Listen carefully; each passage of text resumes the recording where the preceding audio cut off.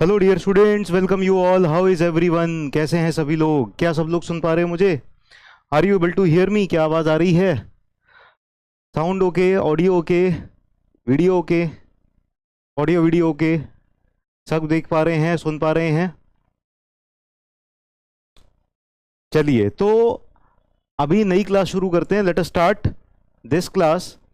और देखो, last class में हमने क्या पढ़ा था? हम transformation of stress and strain पढ़ रहे थे। और लास्ट क्लास में हमने पढ़ा था transformation of stress by analytical method. ठीक है, एनालिटिकल मेथड का पहला केस कर लिया था हमने। तो अभी इस क्लास में एनालिटिकल मेथड के बेसिकली ना 4 केस हैं।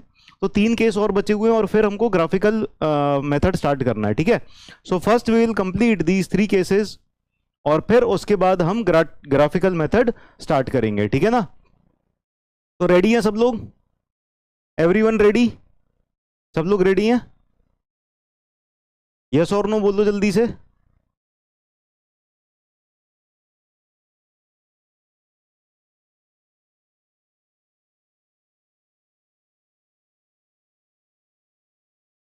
हाँ, ग्राफिकल ग्राफिकल मेथड को ही मोहर सर्कल मेथड कहते हैं। ठीक है ना? चलिए, तो let us start today's class. तो देखो, analytical method of stress transformation, इसके 3 केसेस बचे हुए हैं। अब होपफुली ये तीनों केसेस हम थोड़ा सा जल्दी जल्दी निपटा लेंगे, 3 केसेस, और फिर उसके बाद हम ग्राफिकल मेथड स्टार्ट करेंगे। ठीक है ना? So let us start. दूसरा केस क्या है? देखो, पिछले केस में क्या था? हमारे पास प्रिंसिपल स्ट्रेसेस गिवन थे। अब इस केस में प्रिंसिपल स्ट्रेस नहीं गिवन है, नॉर्मल स्ट्रेस गिवन है। और नॉर्मल स्ट्रेस अगर गिवन है जो कि प्रिंसिपल स्ट्रेस नहीं है, तो यहां पर शियर स्ट्रेस भी आ रहे होंगे। ठीक है ना? तो नॉर्मल स्ट्रेसेस अगर गिवन है तो शियर स्ट्रेसेस भी आ रहे होंगे। तो यहां पर एक प्लेन दिया हुआ है। इस प्लेन के ऊपर हमें गिवन है नॉर्मल स्ट्रेसेस सिग्मा एक्स और sigma y. These are given, sigma x और सिग्मा वाई गिवन है। और इस प्लेन से थीटा डिग्री पर इंक्लाइंड एक दूसरा प्लेन है। और इस प्लेन के ऊपर ये जो थीटा डिग्री है ये वर्टिकल से मेजर किया गया है एंटी क्लॉकवाइज डायरेक्शन में। और यहां पर हमको सिग्मा एक्स डैश कैलकुलेट करना है, सिग्मा वाई डैश कैलकुलेट करना है और tau x y dash calculate करना है। ठीक है ना? ये चीजें हमें फाइंड करनी है यहां पर, टाउ एक्स वाई डैश। ठीक है ना? तो फॉर्मूले लिखते हैं सीधे सीधे। यस, ओके, तो start writing. Sigma x dash इस केस में जो हो जाएगा, sigma x dash will be equal to sigma x plus sigma y by 2 plus sigma x minus sigma y by 2 cos 2 theta plus tau x y sine 2 theta. Sigma y dash कितना हो जाएगा? Sigma y dash will be equal to sigma x plus sigma y by 2 minus sigma x minus sigma y by 2 cos 2 theta minus tau x y sine 2 theta. और tau x y dash हो जाएगा। अच्छा, ये वाले plane पर tau x y भी act कर रहा है, ये हमने शो नहीं किया। Tau x y is also acting, tau x y भी एक्ट कर रहा है। ठीक है ना? तो टाउ एक्स वाई डैश क्या हो जाएगा? Tau x y dash will be equal to minus of sigma x minus sigma y by 2 sine 2 theta plus tau x y cos 2 theta. Clear?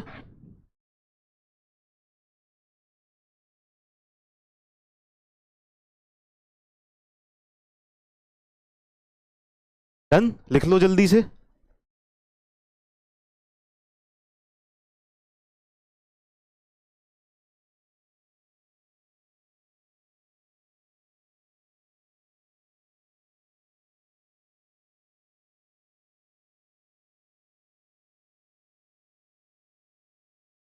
Right down fast.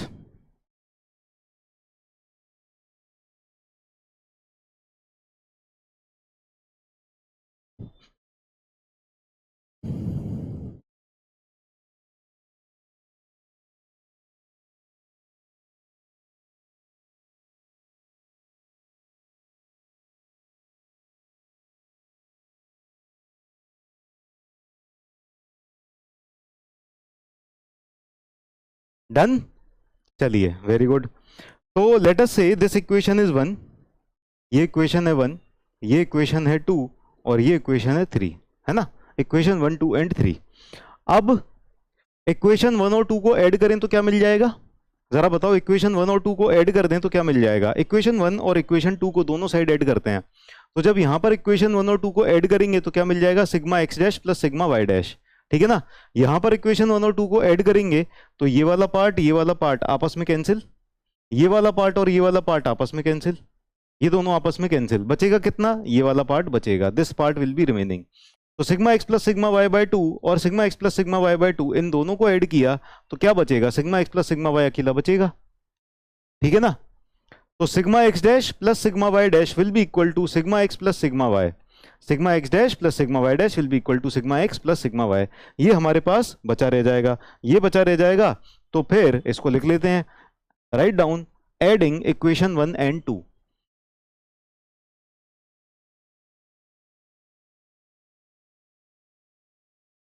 Adding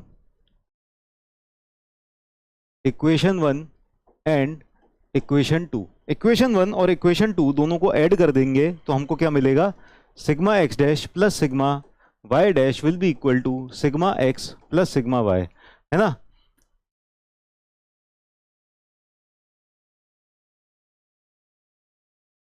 sigma x dash plus sigma y dash equal to sigma x plus sigma Y.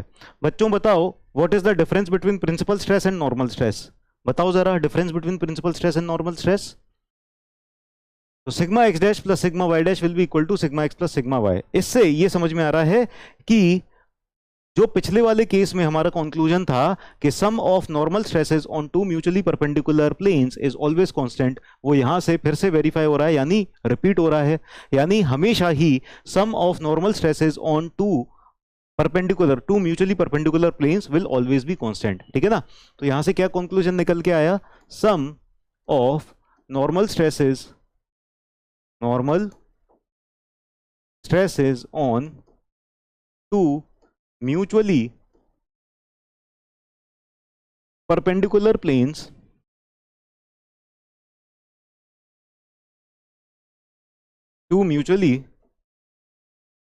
perpendicular planes is always constant।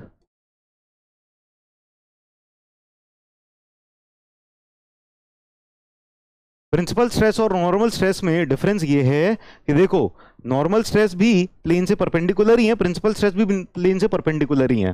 Principal stress तब आएंगी जब यहां पर shear stress zero हो जाएगा, और principal stresses जो होंगी वो maximum value of normal stress को या minimum value of normal stress को रिप्रेजेंट कर रही होंगी, ठीक है ना।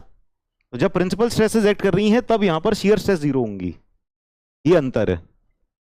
सम of normal stress on two mutually perpendicular planes is always constant, है ना, this will always be constant. चलिए ये अच्छी बात है, देख लिया हमने।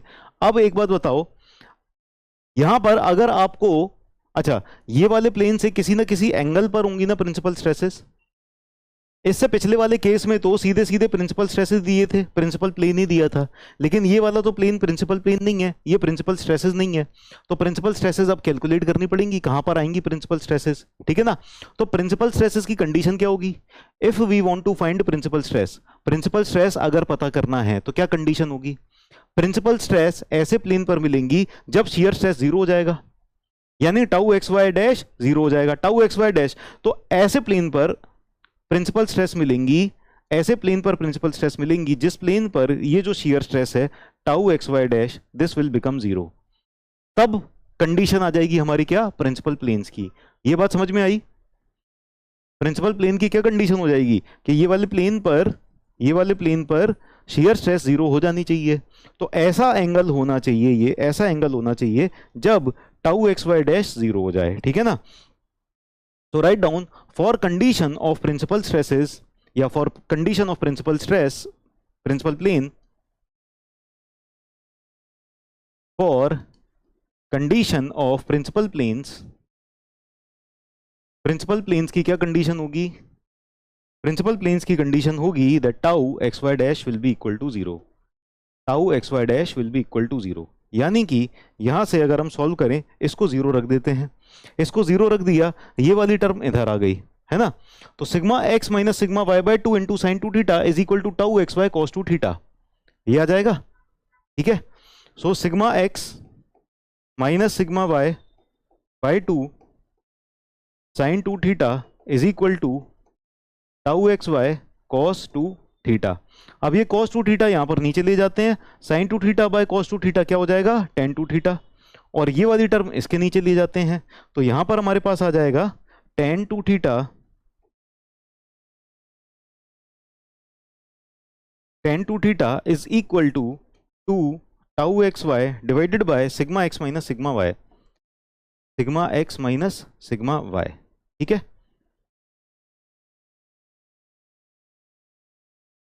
तो ये कंडीशन मिल जाएगी यहां से जब आप एंगल कैलकुलेट करोगे। ठीक है, जब आप एंगल कैलकुलेट करोगे, थीटा एंगल कैलकुलेट करोगे, तो ये जो थीटा आ जाएगा, ये थीटा ऐसा थीटा आ जाएगा जिस पर शियर स्ट्रेसेस जीरो हैं, और जब यहां पर शियर स्ट्रेसेस जीरो हैं यानी ये प्रिंसिपल प्लेन्स हो गए, और उसके करस्पॉन्डिंग जो ये नॉर्मल स्ट्रेसेस आ जाएंगी ये प्रिंसिपल स्ट्रेसेस आ जाएंगी। ठीक है, इतनी बात समझ में आई कि नहीं आई, इतनी बात समझ में आ गई, अंडरस्टूड और नॉट। तो दो प्रिंसिपल प्लेन मिलेंगे, यहां से आपने थीटा कैलकुलेट किया, दो प्रिंसिपल प्लेन मिलेंगे, एक हो जाएगा थीटा P1, थीटा P1 ये हो जाएगा थीटा के बराबर, और एक हो जाएगा थीटा P2 ये हो जाएगा थीटा प्लस 90 डिग्री, है ना। दो प्रिंसिपल प्लेन होंगे ना, एक तो सीधे सीधे जो थीटा आ गया वही प्रिंसिपल प्लेन, पहले प्रिंसिपल प्लेन हो जाएगा, दूसरा प्रिंसिपल प्लेन क्या मिलेगा, इसी थीटा में आप 90 डिग्री ऐड कर दो, तो ये जो थीटा आया है ना, ये वाला जो थीटा आया है, ये वाला इंक्लिनेशन सेम है ना, ये इंक्लिनेशन ये इंक्लिनेशन ये इंक्लिनेशन, ठीक है ना, इसमें ही आप 90 डिग्री और ऐड कर दो तो ये वाला आ जाएगा। तो दो प्रिंसिपल प्लेन्स के एंगल ये मिल जाएंगे आपको, थीटा P1 थीटा के बराबर आ जाएगा, और दूसरा प्रिंसिपल प्लेन मिल जाएगा थीटा प्लस 90 डिग्री। क्लियर और नॉट, क्लियर है सबको, लिख लो तो बता देना।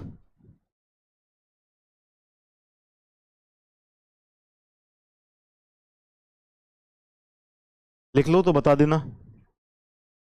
अब अगली बात ये कि अगर आपको अब प्रिंसिपल स्ट्रेसेस कैलकुलेट करने हैं, what will be the value of principal stresses, तो आप प्रिंसिपल स्ट्रेसेस कैसे कैलकुलेट कर सकते हो, यहां पर tan 2 थीटा आ गया, अब इस tan 2 थीटा की वजह से आप क्या कैलकुलेट करो, sin 2 थीटा और cos 2 थीटा कैलकुलेट कर लो। tan 2 थीटा निकल के आ गया इतना है, तो tan 2 थीटा की हेल्प से आप sin 2 थीटा कैलकुलेट कर लो, और इसकी हेल्प से आप cos 2 थीटा कैलकुलेट कर लो। जब आपने cos 2 थीटा और sin 2 थीटा कैलकुलेट कर लिए, फिर आप उनकी वैल्यूज को रखो इन इक्वेशंस में, तो आपको दो प्रिंसिपल स्ट्रेसेस मिल जाएंगे कि नहीं मिल जाएंगे। ये वाला एंगल जो आ रहा है ये कौन सा एंगल है, ये वो वाला एंगल है जहां पर शियर स्ट्रेस जीरो हो चुके हैं, और जो नॉर्मल स्ट्रेसेस आएंगे वो प्रिंसिपल स्ट्रेसेस आएंगे।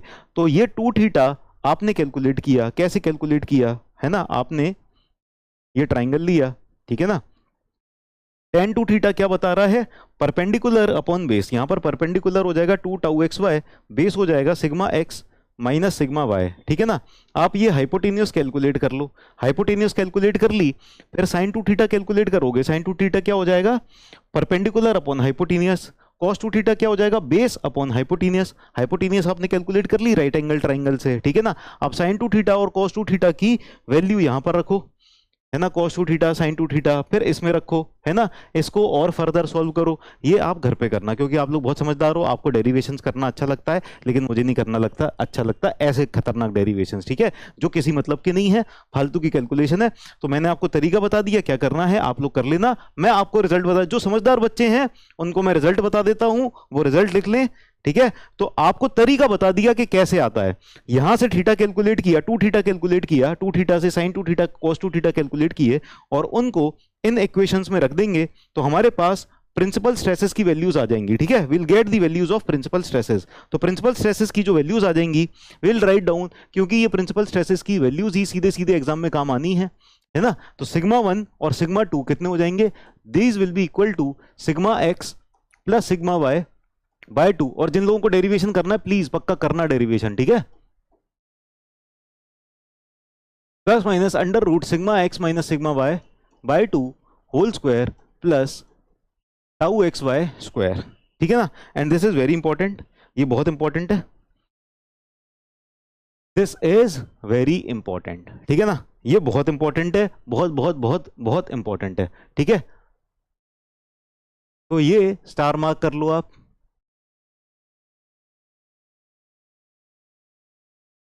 ठीक है, स्टार मार्क कर लो। यहां पर ये भी स्टार मार्क कर लो, this also important, star mark, ये भी इंपॉर्टेंट है। ठीक है, तो ये प्रिंसिपल प्लेन्स के एंगल बता रहे हैं, प्रिंसिपल प्लेन का एंगल। हाँ, सिर्फ फॉर्मूला बता रहे हैं तो भी डेरिवेशन लग रहा है, डेरिवेशन पूरा करेंगे तो क्या होगा। एसएससी जेई वाले क्वेश्चन तो तुमको ऐसे बता देंगे, देखो सीधे हमारा ऊपर तक कांटेक्ट है, हम तो सिर्फ वो वाले क्वेश्चन बताएंगे जो एग्जाम में सीधे आने वाले हैं। वो 50 लाख रुपए दे देना, और 50 करोड़ रुपए दे दोगे तो ना पेपर देने की भी जरूरत नहीं पड़ेगी।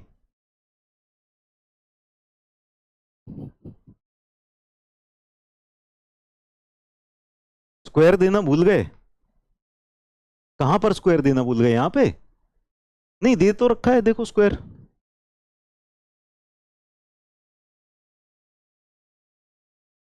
सिग्मा 1 इक्वल टू सिग्मा 2 नहीं है, सिग्मा वन के लिए प्लस साइन यूज कर लोगे, सिग्मा 2 के लिए माइनस साइन यूज कर लोगे, ठीक है ना। सिग्मा 1 मेजर प्रिंसिपल स्ट्रेस आ जाएगा, जो बड़ा वाला होगा, है ना।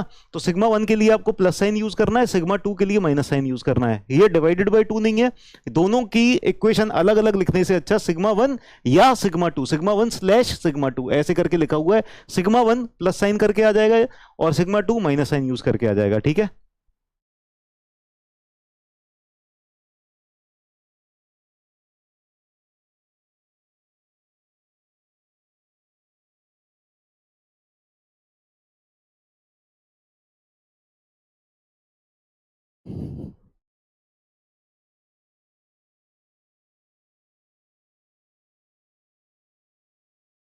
चलो, तो ये वाला फॉर्मूला बहुत ज्यादा इंपॉर्टेंट है, ठीक है। तो ये चीज समझ में आ गई। तो इसका मतलब ये है कि अगर आपके पास नॉर्मल स्ट्रेसेस दिए हुए हैं, शियर स्ट्रेसेस दिए हुए हैं, किसी एक प्लेन पर स्टेट ऑफ स्ट्रेस पता है कि जो भी स्ट्रेसेस हैं वो सारी की सारी स्ट्रेसेस पता है, किसी और प्लेन पर किसी और एंगल पर आपको नॉर्मल स्ट्रेस कैलकुलेट करनी है या शियर स्ट्रेस कैलकुलेट करनी है, वो आप इस फॉर्मूले से कर सकते हो। पर अगर क्वेश्चन में पूछ लिया बताओ प्रिंसिपल स्ट्रेसेस कितने प्लेन पर होंगी, कितने एंगल पर होंगी, वो आप ये वाले फॉर्मूले से कर लोगे कैलकुलेट, प्रिंसिपल स्ट्रेसेस कितने एंगल पर एक्ट कर रही होंगी। तो प्रिंसिपल प्लेन्स के ये दो एंगल मिल जाएंगे आपको, ये वाले फॉर्मूले से आप कैलकुलेट कर लोगे, ठीक है। प्रिंसिपल स्ट्रेसेस की जो मैग्नीट्यूड है, जो वैल्यू है, वो कहां से आ जाएगी, वो यहां से आ जाएगी, ठीक है। क्लियर। अब बात करते हैं मैक्सिमम शियर स्ट्रेस की। मैक्सिमम शियर स्ट्रेस का एंगल कैसे पता चलेगा? मैक्सिमम शियर स्ट्रेस का जो एंगल होगा वो कैसे पता चलेगा? How you will get the angle of maximum shear stress? Maximum shear stress का inclination of maximum shear stress, ठीक है। अब यहां पर थीटा रोटेट करते करते करते करते हमें ऐसे एंगल पर पहुंचना है जहां पर मैक्सिमम शियर स्ट्रेस एक्ट कर रहा हो। अब जब मैक्सिमम शियर स्ट्रेस एक्ट कर रहा है ना, तो उसकी ऐसी कोई कंडीशन नहीं होती कि ये सिग्मा एक्स जीरो हो जाए या टाउ एक्स, ये सिग्मा वाई डैश जीरो हो जाए, ऐसी कोई कंडीशन नहीं होती। लेकिन एक कंडीशन हमें पता है कि प्रिंसिपल स्ट्रेसेस से 45 डिग्री पर मिलेगा। तो प्रिंसिपल स्ट्रेसेस के एंगल पता चल गए, प्रिंसिपल स्ट्रेसेस के एंगल पता चल गए, यहां से 45 डिग्री पर पहुंच जाएंगे हम। प्रिंसिपल स्ट्रेसेस के तो एंगल पता है ना, ठीक है। तो for inclination of tau max, अगला लिखो next point, for inclination of plane of maximum shear stress, plane of maximum shear stress, है ना। तो that will be equal to theta tau max, theta tau max. Maximum shear stress का inclination क्या हो जाएगा? Theta P plus minus 45 degree, ठीक है। Plus 45 degree कर दो उससे, या माइनस 45 डिग्री कर दो, है ना। Theta P1 plus minus 45 degree, या theta P2 plus minus 45 degree, ऐसे कर दो, ठीक है ना। तो आपको क्या मिल जाएगा? आपको plane of maximum shear stress मिल जाएगा, है ना, थीटा टाउ मैक्स। अब पहले तो आपने क्या किया था? प्रिंसिपल स्ट्रेसेस फाइंड करने के लिए आपने क्या किया था? आपने प्रिंसिपल स्ट्रेसेस फाइंड करने के लिए ये थीटा की वैल्यू निकाली, यहां से 2 थीटा कैलकुलेट किया, ठीक है, साइन टू थीटा कैलकुलेट किया, कॉस टू थीटा कैलकुलेट किया, साइन टू थीटा और कॉस टू थीटा को इसमें रखा, फिर इसका डेरिवेशन किया, तब आपको फाइनली ये इक्वेशन मिली, ये आपको इक्वेशन फाइनली मिली, ठीक है ना। अब आप इसके अंदर थीटा तो कैलकुलेट हो गया, अब आपने थीटा प्लस 45 डिग्री किया, फिर आपने sine theta cos theta calculate किया, और फिर आपने यहां पर रखा। अब तो ये और ज्यादा खतरनाक बात हो गई, है ना, और ज्यादा खतरनाक बात हो गई। तो अब टाउ मैक्स कैलकुलेट करना और ज्यादा मुश्किल हो गया है, पर हमको पूरा डेरिवेशन करना नहीं है ना, हमको पूरा डेरिवेशन करना नहीं है, हमको क्या करना है, सीधे फॉर्मूला लिखना है, ठीक है ना। जो डेरिवेशन करने के मतलब बहुत ज्यादा उत्सुक हैं तो मैंने तरीका बता दिया, करना घर पे बैठ के डेरिवेशन, बढ़िया कॉन्सेप्ट क्लियर होंगे आपके, ठीक है।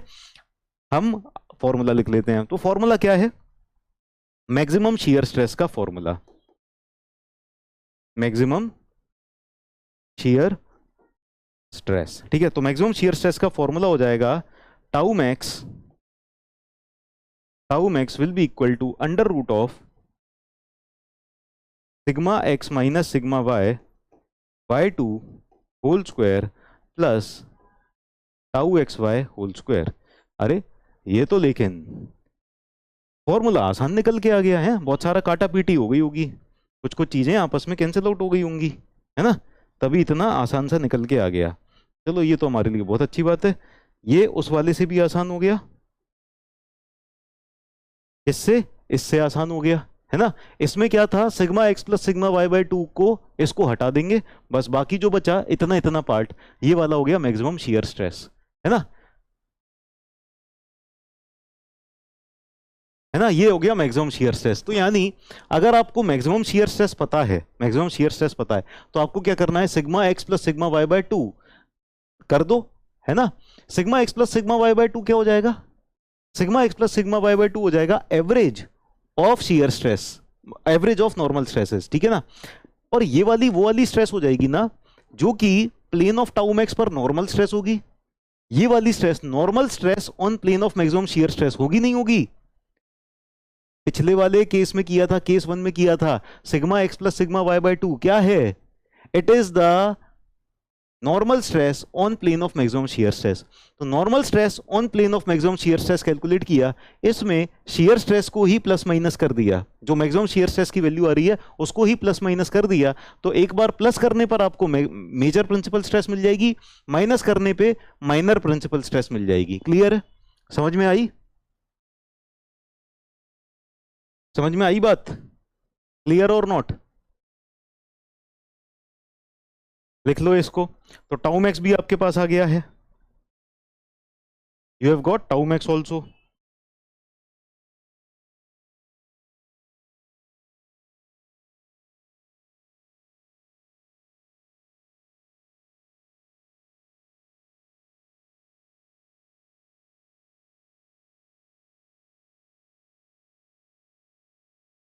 केस टू खत्म,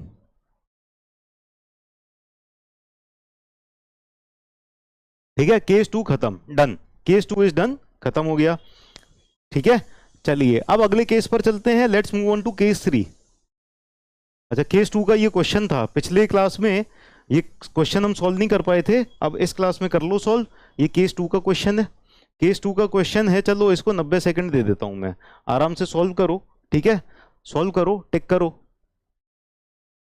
sigma x and sigma y क्या है, बहुत अच्छा क्वेश्चन है, शानदार सवाल है, इतने शानदार सवालों के लिए ही तो मैं पढ़ा रहा हूँ।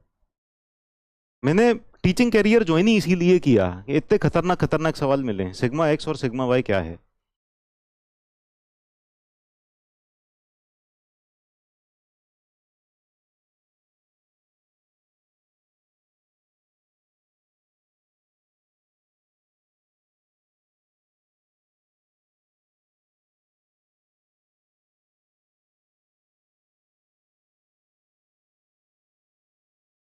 सिग्मा एक्स और सिग्मा वाई नॉर्मल स्ट्रेस नहीं है जो एक्ट हो रहे हैं प्लेन पर, जो गिवन है।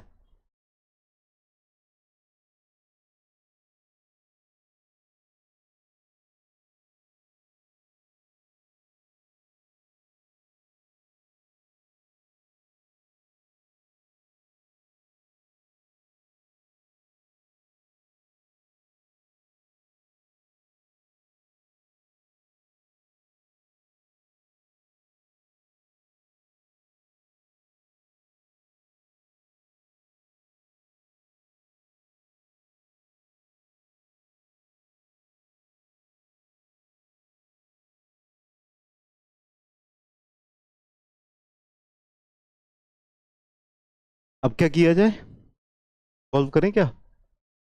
चलो सॉल्व करते हैं, लेट अस सॉल्व इट। देखो पहले क्वेश्चन पढ़ लूं। For the stress state shown in the figure the major principal stress is 10 megapascal. तो मेजर प्रिंसिपल स्ट्रेस दे रखी है, ठीक है ना। तो यहां पर फिगर के अंदर से निकाल देते हैं कि क्या क्या दिया है। 5, ये क्या है, सिग्मा एक्स। तो sigma x is equal to 5 megapascal दिया हुआ है। सिग्मा वाई इस डायरेक्शन में ये भी 5 मेगापास्कल हो गया, 5 मेगापास्कल। सिग्मा एक्स ये टेंसाइल है ना, टेंसाइल है, पॉजिटिव हो गया, ये भी टेंसाइल है, ये भी पॉजिटिव हो गया, दोनों पॉजिटिव पॉजिटिव, ठीक है। अब शियर स्ट्रेस नहीं पता, शियर स्ट्रेस कैलकुलेट करना है, लेकिन हमें सिग्मा 1 दिया हुआ है। सिग्मा 1 कितना? Sigma 1 is also given, sigma 1 question में दिया हुआ है 10 मेगापास्कल, ठीक है। और हमसे पूछा क्या गया है, हमसे पूछा गया है shear stress, tau is asked. यहां पर जो शियर स्ट्रेस लग रहा है ये पूछा गया है, ठीक है। तो सिग्मा 1 बेसिकली क्या हो जाएगा, अगले पेज पर चलते हैं। सिग्मा 1 हमारे पास हो जाएगा, सिग्मा 1 हो जाएगा sigma x plus sigma y by 2 plus minus, plus minus नहीं प्लस ही करेंगे क्योंकि सिग्मा 1 प्लस करके आता है ना। ये हो जाएगा sigma x minus sigma y by 2 whole square plus tau x y square. Tau x y की जगह अकेला टाउ लिख देंगे क्योंकि क्वेश्चन में यहां पर अकेला टाउ दिया हुआ है, टाउ एक्स वाई नहीं लिखा हुआ, ठीक है। चलिए आगे चलते हैं। तो sigma 1 is 10 megapascal, sigma x is 5 megapascal, sigma y is 5 megapascal divided by 2 plus under root of, ये हो जाएगा 5 megapascal minus 5 megapascal divided by 2 whole square plus tau square, ठीक है ना।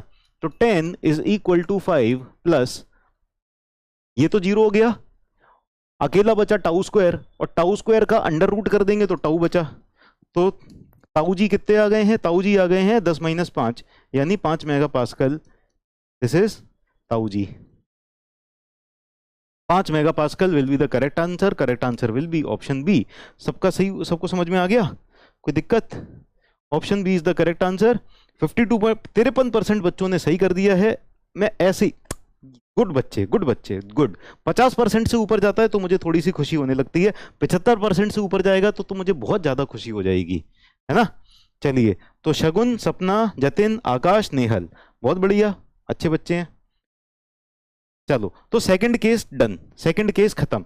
सेकंड केस, ये वाले फॉर्मूले जब आप घर पे बैठ के बार बार याद करोगे तभी हो पाएंगे कि नहीं हो पाएंगे। ऐसा तो नहीं है कि क्लास कर ली, सर ने देख लिया अच्छा ऐसा ऐसा है और बस खत्म, फिर हमने पढ़ाई करना बंद कर दिया तो फॉर्मूले याद नहीं हो पाएंगे। आपको क्वेश्चंस भी करने पड़ेंगे। इसके ऊपर डीपीपी भी मैंने भेज दी है, ठीक है। तो डीपीपी सॉल्व करना, डीपीपी के वीडियो सॉल्यूशंस आ जाएंगे आपको। 36 से सीधा 13 पर आ गए, वेरी गुड।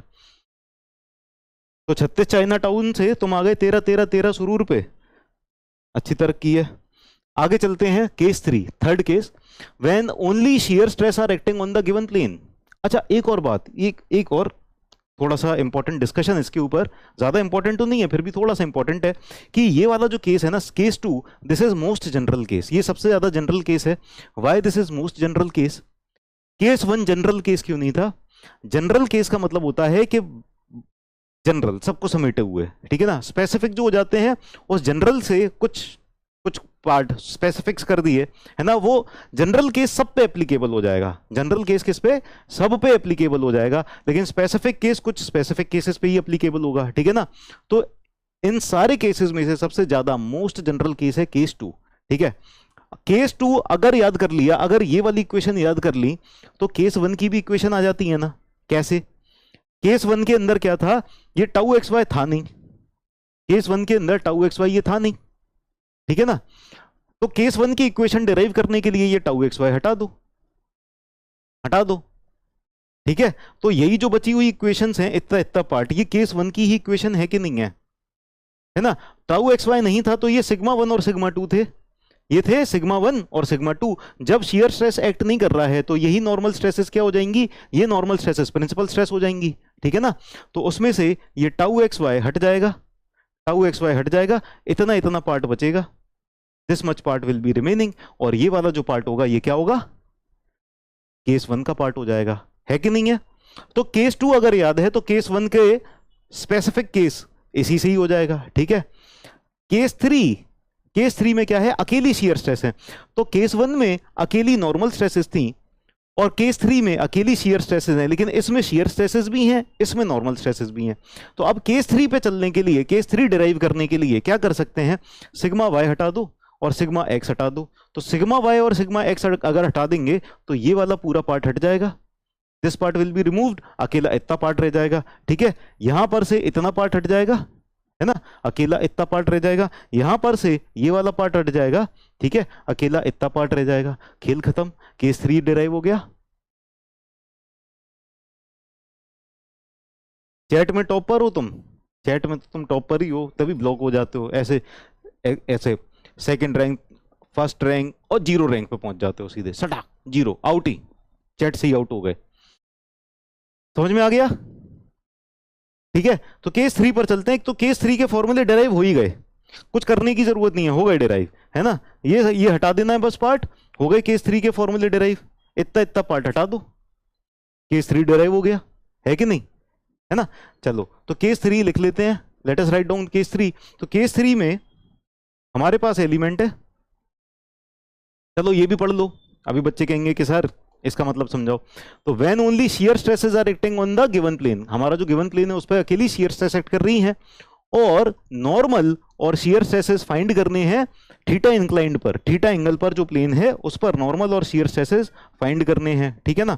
तो यहां पर हमको क्या गिवन है, यहां पर हमको only shear stresses are given, ठीक है ना, एरो से बनाया गया, चलो ऐसे ही बना देते हैं, ये शियर स्ट्रेसेस एक्ट कर रही हैं, ये गिवन है, ठीक है ना। So this shear stress tau x why this is given, और यहां पर एंगल थीटा, थीटा एंगल पर इंक्लाइंड, थीटा एंगल पर इंक्लाइंड इस वाले प्लेन पर आपको नॉर्मल और शियर स्ट्रेसेस कैलकुलेट करने हैं, ठीक है ना। तो नॉर्मल स्ट्रेसेस क्या हो जाएंगे, नॉर्मल स्ट्रेसेस हो जाएंगे sigma x dash will be equal to plus tau sine 2 theta, tau x y है, चलो टाउ एक्स वाई लिख देते हैं, tau x y sine 2 theta, sigma y dash will be equal to minus tau x y sine 2 theta, tau x y dash will be equal to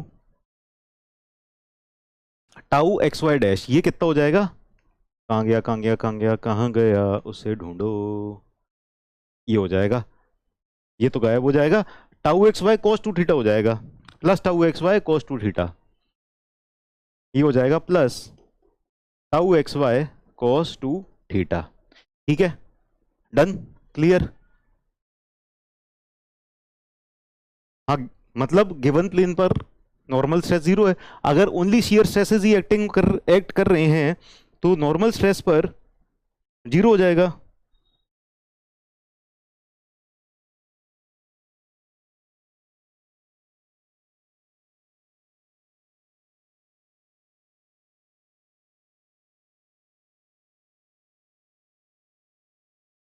done.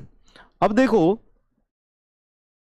Maximum shear stress कौन से plane पर होगा, बताओ जरा, maximum shear stress कौन से plane पर होगा, कौन बताएगा, कौन वो शूरवीर है जो बताएगा कि मैक्सिमम शियर स्ट्रेस कितने एंगल पर होगा।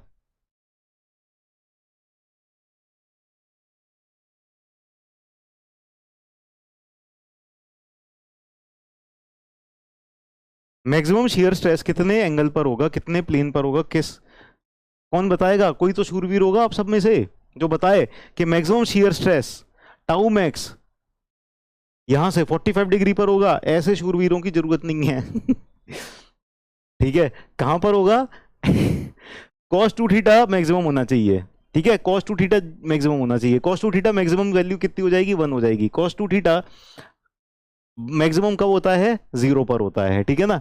तो जब ये एंगल 0 डिग्री हो जाएगा, यानी जो ये शियर स्ट्रेसेस एक्ट कर रही हैं ये ही मैक्सिमम है, जब ये शियर स्ट्रेसेस जो ये एक्ट कर रही हैं ये ही मैक्सिमम है, तब ही हमारा शियर स्ट्रेस मैक्सिमम, यानी ये जो गिवन स्ट्रेसेस है ना, ये जो गिवन स्ट्रेसेस हैं, गिवन शियर स्ट्रेसेस हैं, ये ही मैक्सिमम है, ये ही मैक्सिमम है, ठीक है ना। तो जो गिवन शियर स्ट्रेसेस है ना, these are maximum, okay clear, ठीक है। तो tau max for tau max cos 2 theta will be equal to 1.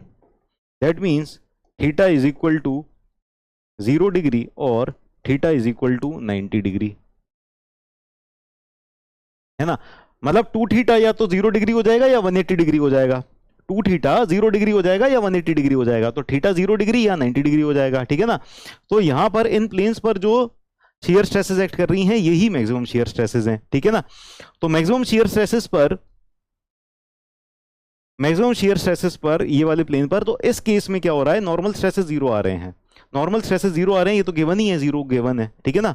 अब for maximum principal stress, second case में एंगल ऑफ ऑब्लिक्विटी कैलकुलेट करने आता है। एंगल ऑफ ऑब्लिक्विटी क्या होता है, जिस प्लेन के ऊपर आपने शियर, चलो थोड़ी देर में समझाते हैं, ठीक है, फ्लो मत तोड़ो। तो ये समझो आप principal stresses, maximum principal stresses के लिए। अब ये केस क्या हो गया, यहां पर मैक्सिमम शियर स्ट्रेस आ रही है कि नहीं आ रही है, यहां पर मैक्सिमम शियर स्ट्रेस आ रही है। तो प्रिंसिपल स्ट्रेसेस कितने एंगल पर होंगी, यहां से 45 डिग्री पर होंगी, नहीं होंगी। Principal stresses will be at the angle of 45 degree.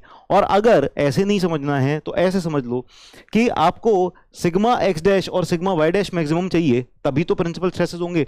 ये मैक्सिमम कब आएंगे, जब साइन टू थीटा हो जाएगा 1 डिग्री, साइन टू थीटा हो जाएगा 1। जब साइन टू थीटा 1 हो जाएगा यानी थीटा 45 डिग्री या 135 डिग्री हो जाएगा। यानी ये वाले प्लेन से जब आप 45 डिग्री या 135 डिग्री पर जाओगे तब आपको मैक्सिमम मेजर और माइनर प्रिंसिपल स्ट्रेसेस मिलेंगे, ठीक है ना। So for sigma 1 and sigma 2 theta is equal to 45 degree और 135 डिग्री, ठीक है ना। Theta is equal to 45 degree या 135 डिग्री हो जाएगा। तो सिग्मा एक्स डैश की जगह क्या कर देंगे, सिग्मा 1 कर देंगे, सिग्मा 1 कर देंगे, तो ये प्लस टाउ एक्स वाई हो जाएगा, प्लस टाउ एक्स वाई, और सिग्मा 2 हो जाएगा माइनस टाउ एक्स वाई। तो मेजर और माइनर प्रिंसिपल स्ट्रेसेस यहां पर कितने आ जाएंगे, प्लस टाउ एक्स वाई और माइनस टाउ एक्स वाई के बराबर ही आ जाएंगे। क्लियर है ये चीज। So these are the major and minor principal stresses, these are the principal stresses,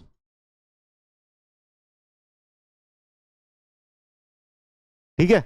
और ये भी ना केस 2 से ही मिल जाएंगे। केस 2 से कैसे मिल जाएंगे, प्रिंसिपल स्ट्रेसेस सिग्मा एक्स 0 था, सिग्मा वाई 0 था, ये आ जाएगा plus minus sigma x 0 sigma y 0 under root of tau x y का स्क्वायर। तो plus minus tau x y नहीं आ जाएगा, सिग्मा 1 और सिग्मा 2, सिग्मा 1 क्या आ जाएगा, प्लस टाउ एक्स वाई आ जाएगा, सिग्मा 2 आ जाएगा माइनस टाउ एक्स वाई। यहां से भी आ जाएगा, केस 2 से भी आ जाएगा, ठीक।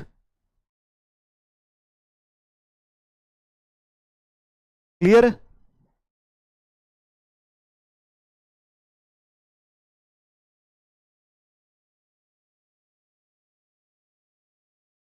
गॉट इट एवरीवन, सबको समझ में आ गया, बात आई समझ में। लिख लो जल्दी से, क्या लिखना है, ये लिखना है।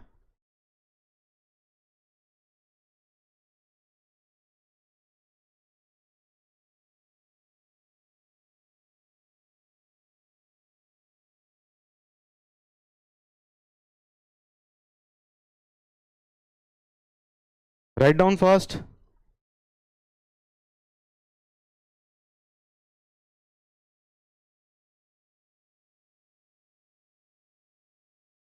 डन।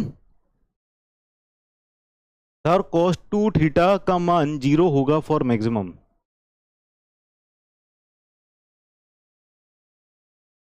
क्या मैक्सिमम, शियर स्ट्रेस या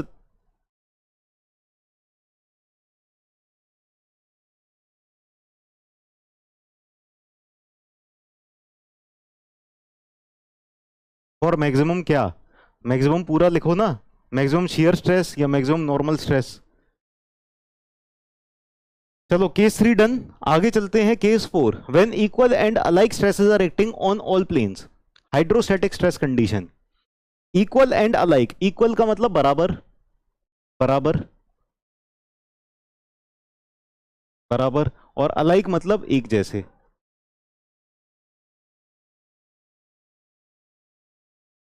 एक जैसे, बराबर और एक जैसे। बराबर मतलब मैग्नीट्यूड में बराबर हो जाएंगे, ठीक है। तो मैग्नीट्यूड में बराबर में ऐसे भी हो सकते हैं 100 मेगापास्कल और -100 मेगा पास्कल, ये भी तो बराबर हो सकते हैं ना, ये भी बराबर बराबर है कि नहीं है। लेकिन बराबर भी लिख दिया और एक जैसे भी लिख दिया, अलग अलाइक लिख दिया, तो यानी अगर दोनों, अगर माइनस हैं तो दोनों माइनस होंगे, बराबर बराबर होंगे, अगर प्लस हैं तो दोनों होंगे, है ना। तो एक जैसी और बराबर बराबर स्ट्रेस एक्ट कर रही हैं सारे के सारे प्लेन्स पर, ठीक है ना। Equal and alike stresses are acting on all the planes, इसका मतलब समझ में आ गया। अच्छा, एंगल ऑफ ऑब्लिक्विटी वाला, अरे यार तुम, बेटा एंगल ऑफ ऑब्लिक्विटी क्या होता है ये बताओ। एंगल ऑफ ऑब्लिक्विटी क्या होता है, क्या होता है angle of obliquity? Angle of obliquity होता है, ये रही हमारी sigma x dash normal stress, है ना, ये हो गई हमारी टाउ एक्स वाई डैश, ठीक है ना। क्या इसका केस 1 और केस 2 से कोई लेना देना है? किसी प्लेन पर अगर आपको एंगल ऑफ ऑब्लिक्विटी कैलकुलेट करना है, केस 1 में भी हमने सिग्मा एक्स डैश कैलकुलेट करना बताया है ना, और tau x y dash calculate करना बताया है। केस 2 में भी नॉर्मल स्ट्रेस और ये शियर स्ट्रेस कैलकुलेट करना बताए है ना। तो ये केस 1 और केस 2 पे डिपेंड ही नहीं करता, आपको सिग्मा एक्स डैश और tau x y dash calculate करना है इस प्लेन पर, अगर मैं एंगल ऑफ ऑब्लिक्विटी निकालना है ना। तो पहले वाले केस में भी सिग्मा एक्स डैश कैलकुलेट करना आता है, tau x y dash calculate करना आता है। एंगल ऑफ ऑब्लिक्विटी की डेफिनेशन थोड़ी चेंज हो जाएगी, ये कौन सा केस चल रहा है, ठीक है ना। तो रिजल्टेंट स्ट्रेस यहां पर आ जाएगा, क्या आ जाएगा, रिजल्टेंट स्ट्रेस आ जाएगा। Resultant stress will be equal to under root of sigma x dash square plus tau x y dash square, ठीक है ना। और ये जो एंगल ऑफ ऑब्लिक्विटी बीटा आ जाएगा, ये tan beta is equal to tau x y dash divided by sigma x dash. तो चाहे केस 1 हो चाहे केस 2 हो, ये तो वैसे ही कैलकुलेट करना है। इस प्लेन पर नॉर्मल स्ट्रेस निकाला, शियर स्ट्रेस निकाला, दोनों के लिए एक जैसी तरीका तो होगा। आप ये मत बोलना कि sir maximum angle of obliquity का बताओ, वो भी दोनों के लिए सेम ही होगा, ठीक है ना। बस सिग्मा एक्स डैश और टाउ एक्स वाई डैश का फॉर्मूला अलग अलग है।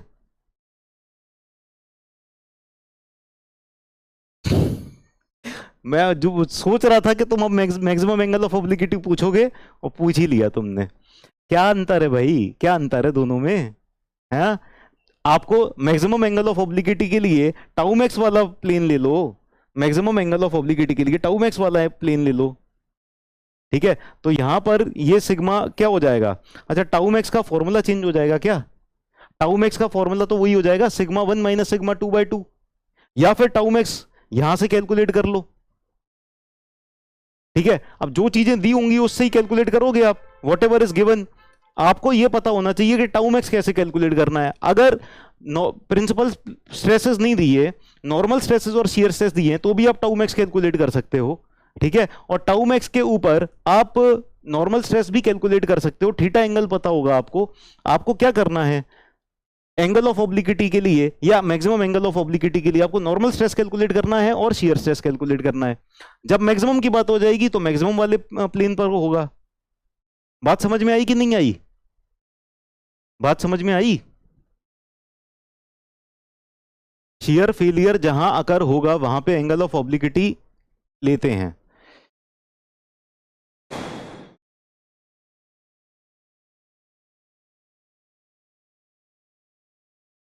शियर फेलियर जहां पर होगा वहां पर एंगल ऑफ ऑब्लिक्विटी मैक्सिमम होगा, ठीक है।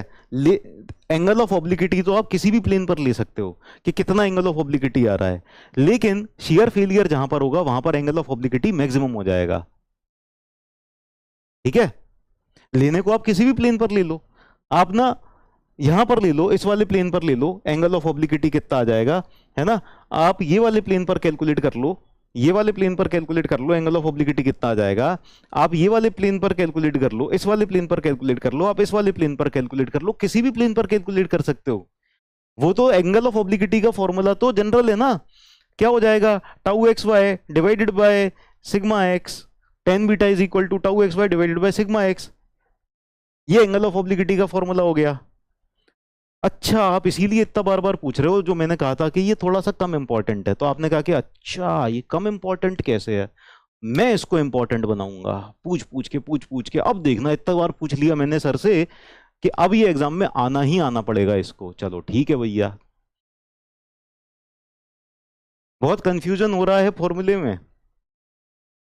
डेरिवेशन की जरूरत है? डेरिवेशन करा देते हैं, फॉर्मूले का कंफ्यूजन दूर हो जाएगा शायद। डेरिवेशन कर लो एक बार, फॉर्मूला कराएं डेरिवेशन।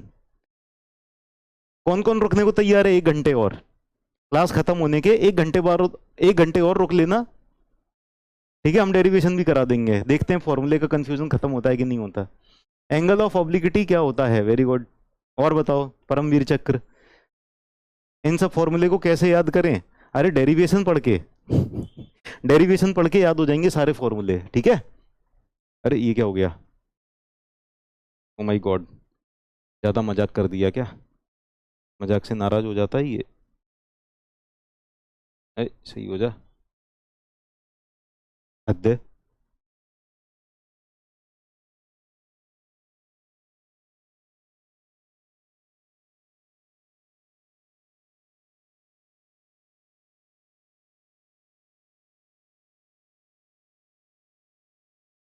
चलो कुछ टाइम ऐसे ही पढ़ते हैं, ठीक है? So when equal and alike stresses are acting on all planes, hydrostatic stress condition पर चलते हैं।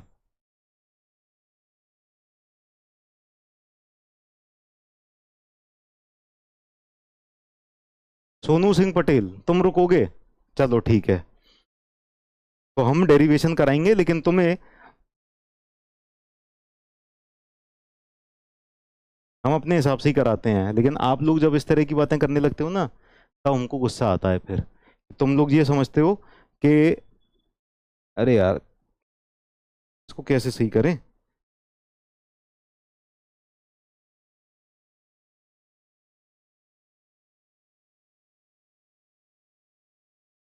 ये स्लाइड चेंजर तो खतरनाक चीज है। अरे सही हो गया, चलो बढ़िया बढ़िया। चलो अब आगे चलते हैं।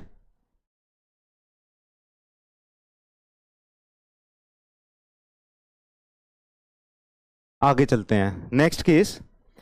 When equal and alike stresses are acting on all planes, hydrostatic stress condition, equal और alike stress are acting on, ठीक है? हमारे प्लेन, हमारे यहाँ पर ना इक्वल और अलाइक स्ट्रेसेस एक्ट कर रहे हैं, ठीक है ना? तो इक्वल और alike stresses, they can be compressive, they can be tensile, they can be compressive, they can be tensile, ठीक है ना? नॉर्मल स्ट्रेस एक्ट कर रहे हैं, ठीक है? तो यहाँ पर let us say this value is given as sigma, this value is given as sigma, this value is given as sigma, this value is given as sigma. या फिर ऐसा भी हो सकता है, ऐसा भी हो सकता है कि यहाँ पर हमको दिया हो this value is sigma compressive, compressive value दे रखी हो, कंप्रेसिव स्ट्रेसेस दे रखे हो, this is sigma, this is sigma, this is sigma, this is sigma, ठीक है ना? कंप्रेसिव स्ट्रेसेस दे रखे हैं, ठीक है? तो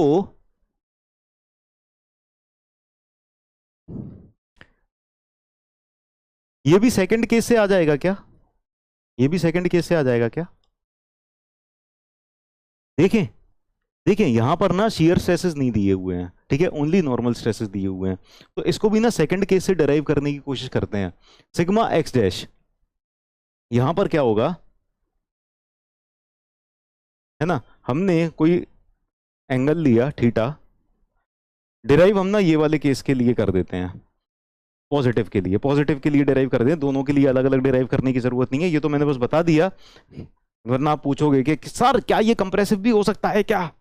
तो मैं पहले ही बता दिया, हाँ बेटा ये कंप्रेसिव भी हो सकता है, ठीक है? तो सिग्मा एक्स डैश क्या हो जाएगा? Sigma x plus sigma y by 2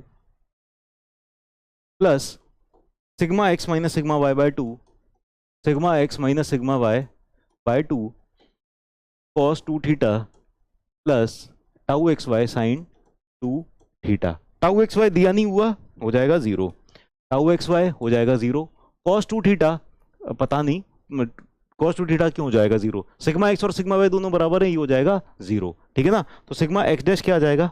sigma x dash आ जाएगा सिग्मा के बराबर, सिग्मा एक्स डैश आ जाएगा सिग्मा के बराबर, सिग्मा वाई डैश आ जाएगा सिग्मा के बराबर।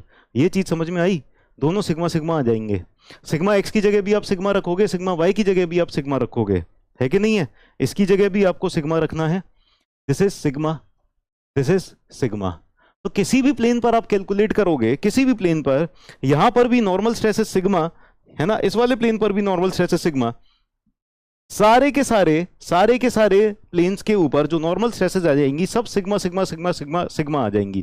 कंप्रेसिव में भी होगा तो हर तरफ कंप्रेसिव सिग्मा सिग्मा आ जाएगी, ठीक है ना? तो यानी कि stress is on all the planes will be, अच्छा यहां पर शियर स्ट्रेस भी कैलकुलेट कर लेते हैं, ठीक है ना, let us calculate shear stress also. तो टाउ एक्स वाई डैश कितना आ जाएगा, tau x y dash will be equal to minus of sigma x minus sigma y by 2 sine 2 theta. Now sigma x will be sigma, sigma y will be sigma, तो यानी tau x y dash कितना हो जाएगा, tau x y dash will be equal to 0। Tau x y dash जिस plane पर 0 होता है उस प्लेन को क्या कहते हैं, टाउ एक्स वाई डैश जिस प्लेन पर 0 होता है उस प्लेन को क्या कहते हैं, प्रिंसिपल प्लेन कहते हैं। तो सारे के सारे प्लेन्स पर ही टाउ एक्स वाई 0 है, सारे के सारे प्लेन्स के ऊपर शियर स्ट्रेस 0 आ रहा है, शियर स्ट्रेस हर प्लेन पर 0 आ रहा है, यानी सारे के सारे प्लेन्स प्रिंसिपल प्लेन्स हैं, all the planes are principal planes. यानी इस केस में all the planes are principal planes, are principal plane, सारे के सारे प्लेन्स प्रिंसिपल प्लेन्स हैं, सारी की सारी नॉर्मल स्ट्रेसेस सिग्मा के बराबर हैं, है ना। या फिर इसको ऐसे भी कह सकते हैं, इस वाले केस को ऐसे भी कह सकते हैं, there are infinite number of principal planes, there are infinite number of principal planes, there, अरे क्या हो गया, चल क्यों नहीं रहा भाई, there are infinite number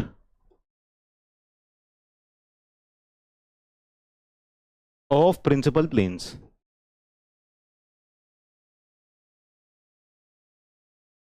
there are infinite number of principal planes, infinite number of principal planes होंगे, ठीक है ना, बढ़िया, किसी कोई भी प्लेन पर शियर स्ट्रेस ही नहीं है, और सारी की सारी हर एक एंगल पर हर एक डायरेक्शन से जो भी स्ट्रेसेस होंगी, all the stresses are equal, all the normal stresses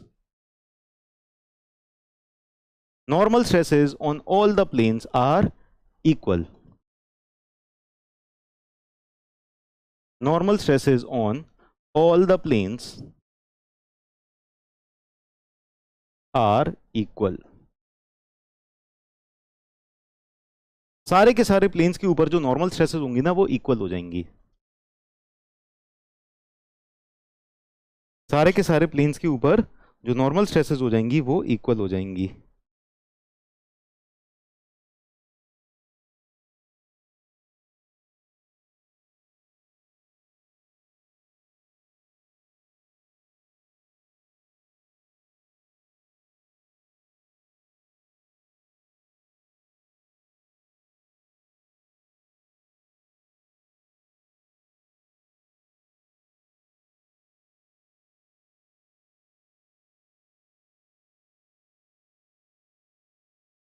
सही है, डन।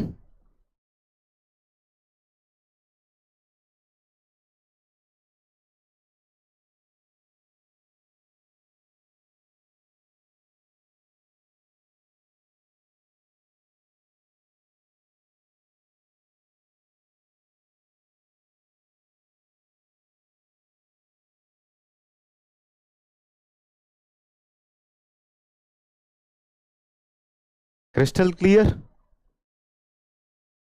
चलो अब ये बताओ हाइड्रोस्टैटिक का मतलब क्या होता है, हाइड्रोस्टैटिक, इसमें लिखा ना हमने हाइड्रोस्टैटिक स्ट्रेस कंडीशन,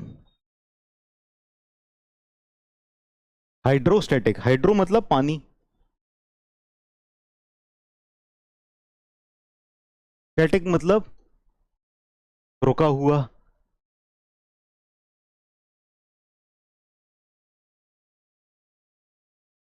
आप लोगों का एफएम तो हो चुका है, तो हाइड्रोस्टैटिक स्ट्रेस कैसी होती है ये तो आपको पता होगा, हाइड्रोस्टैटिक स्ट्रेस कैसी होती है बताएंगे सभी लोग, how is hydrostatic stress, hydrostatic stress की क्या क्वालिटी क्या प्रॉपर्टी होती है, हाइड्रोस्टैटिक स्ट्रेस जब भी एक्ट करती है तो वो एक पर्टिकुलर तरह का बिहेवियर होता है हाइड्रोस्टैटिक स्ट्रेस का, वो बिहेवियर क्या होता है, वो बिहेवियर कुछ ऐसा होता है कि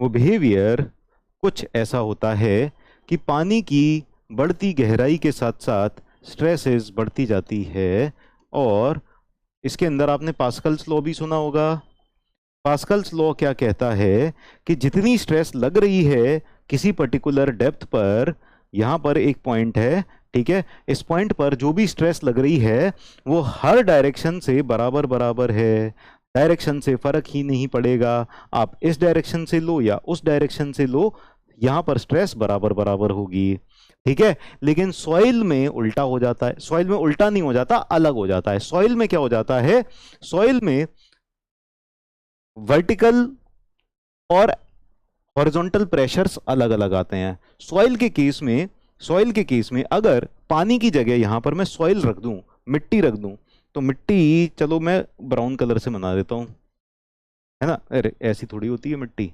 मिट्टी चलो ऐसी है, ठीक है, ये मिट्टी है ना, ये है हमारी मिट्टी। और मिट्टी पे अगर इतनी डेप्थ पर जाऊं तो यहां पर जो वर्टिकल प्रेशर होगा पीवी ये अलग होगा, और हॉरिजॉन्टल जो प्रेशर होगा पीएच वो अलग होगा, है ना।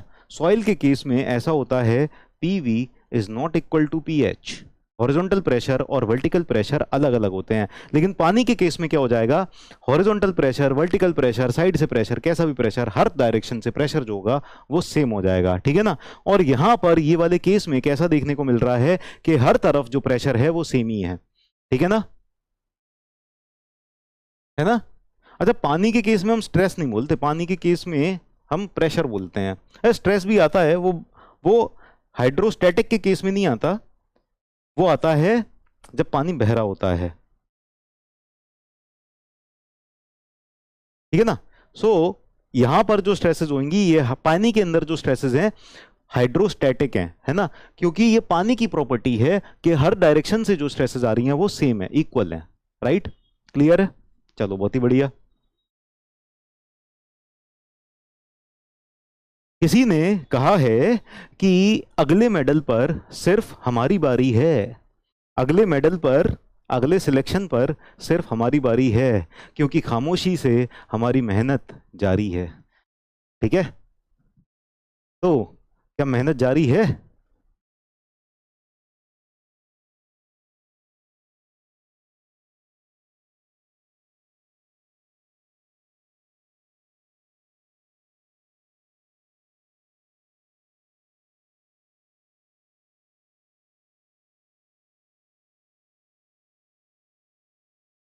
Yes, active earth pressure, passive earth pressure, तो ना वर्टिकल जो प्रेशर आता है ना उसको अर्थ प्रेशर कोएफिशिएंट से मल्टीप्लाई कर देते हैं, तब हमको हॉरिजॉन्टल प्रेशर मिलेगा, है ना।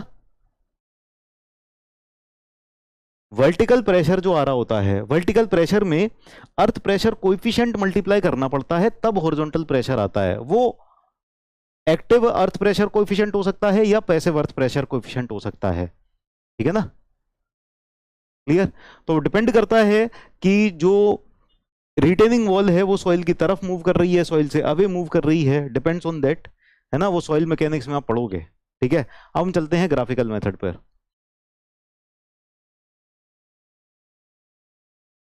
डीपीपी 2 में एंगल ऑफ ऑब्लिक्विटी का क्वेश्चन दे देंगे, चलो दे देंगे एंगल ऑफ ऑब्लिक्विटी का क्वेश्चन।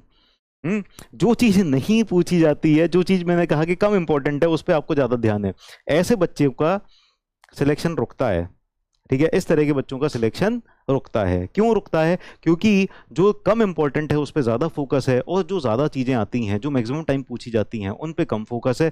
तो जो नहीं आता है उसको पढ़ने के चक्कर में जो आता है, बहुत सारी चीजें जो पढ़नी जरूरी हैं उन सबको भूल जाते हैं, उन सबको छोड़ देते हैं, उस छोटी सी चीज के पीछे पड़े रहते हैं कि जो एग्जाम में नहीं पूछी जाती है, और उस पर ज्यादा फोकस है, कहीं से ये पता चल जाए, कहीं से ये पता चल जाए, और वो उसके ऊपर ज्यादा फोकस है, वो एग्जाम में आई नहीं।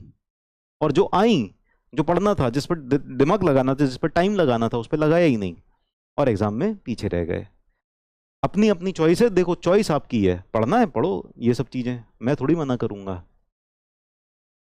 ठीक है, योर लाइफ योर विश। आगे चलते हैं ग्राफिकल मेथड। तो ग्राफिकल मेथड का ना डेरिवेशन, इसका तो मैं गेट में कराता हूँ डेरिवेशन, ठीक है ना। अब मैं सोच रहा हूँ इसका डेरिवेशन यहाँ कराऊं, लेकिन ये एग्जाम में नहीं आने वाला डेरिवेशन, फिर भी आप बोलोगे तो मैं करा दूंगा, but it will not come in examination. Examination में इसका भी डेरिवेशन नहीं आएगा, ठीक है ना, इसके ऊपर भी क्वेश्चन नहीं आएंगे सीधे।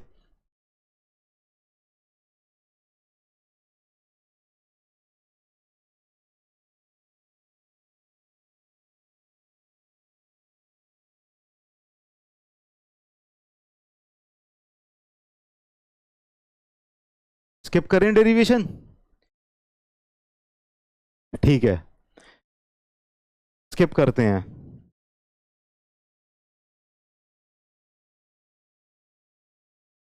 चलो, लेकिन ना मैं बेसिक फिर भी बता देता हूं, बेसिक क्या है यहां पर, बेसिक क्या है, ताकि थोड़ी सी अंडरस्टैंडिंग रहे, है ना, थोड़ी सी अंडरस्टैंडिंग रहे, बेसिक में बता देता हूं। देखो, हमारे पास ये एलिमेंट है, ठीक है ना।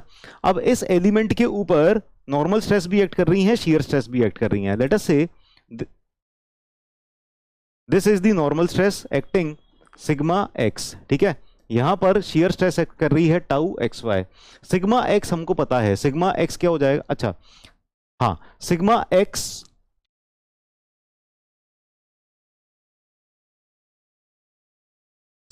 हो जाएगा हमारे पास, सिग्मा एक्स, रुको रुको रुको, हाँ ये नॉर्मल स्ट्रेस है, ठीक है, ये शियर स्ट्रेस है, और यहां पर थीटा एंगल पर हम ट्रांसफॉर्मेशन करना चाह रहे हैं, ठीक है। We want to transform at angle theta angle पर ट्रांसफॉर्म करना चाह रहे हैं। यहां पर जो नॉर्मल स्ट्रेस एक्ट कर रही है this is sigma x dash, यहां पर जो नॉर्मल स्ट्रेस एक्ट कर रही है सिग्मा एक्स डैश है, और यहां पर जो शियर स्ट्रेस एक्ट कर रही है, shear stress this is tau x y dash, ठीक है। इतना तो हमको पहले से ही पता है कि सिग्मा एक्स डैश क्या हो जाएगा, sigma x dash will be equal to sigma x plus sigma y by 2, है ना, यहां पर सिग्मा वाई है, sigma x plus sigma y by 2 plus sigma x minus sigma y by 2 cos 2 theta plus tau x y sine 2 theta, ठीक है। ये आ जाएगी इस वाले प्लेन के ऊपर नॉर्मल स्ट्रेस। शियर स्ट्रेस कितनी आ जाएगी, tau x y dash will be equal to minus of sigma x minus sigma y by 2 sine 2 theta plus tau x y cos 2 theta, ठीक है। अब इन दोनों को अगर मैं स्क्वायर करके ऐड करूं, थीटा एलिमिनेट करूं, सिंप्लीफाई करूं, तो इन दोनों को यूज करके मेरे पास एक इक्वेशन आ जाती है। That equation is sigma x dash minus sigma x plus sigma y by 2, इसमें ना एक वो और लिख लेते हैं, पूरा डेरिवेशन नहीं करा रहे कि कैसे कैसे कितने सारे स्टेप्स लगे, लेकिन फिर भी एक बेसिक हम समझ लेते हैं, बेसिक समझ लेते हैं, ठीक है। तो बेसिक समझ लेते हैं। बेसिक में क्या है, हमने इन दोनों को यूज करके सिंप्लीफाई किया, एलिमिनेट किया, एलिमिनेटिंग थीटा एंड सिंप्लीफाइंग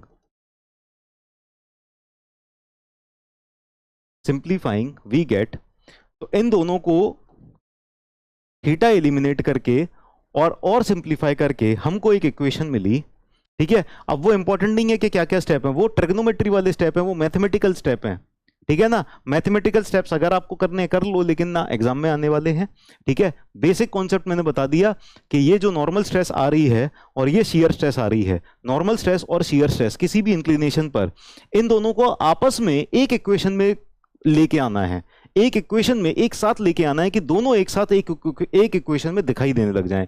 तो हमने क्या किया, थीटा को एलिमिनेट किया, थीटा को हटाया और इन दोनों को एक साथ लेके आ गए। तो एक साथ लेके आए तो जो इक्वेशन बन रही है वो आ रही है sigma x dash minus sigma x plus sigma y by 2, sigma x plus sigma y by 2 whole square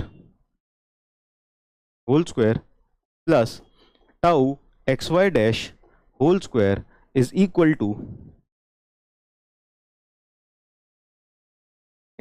to sigma x plus sigma y, sigma x minus sigma y by 2 whole square plus tau xy square, ठीक है। तो इस equation में से theta को eliminate किया, simplify करने के बाद ये इक्वेशन हमको देखने को मिल रही है, ठीक है।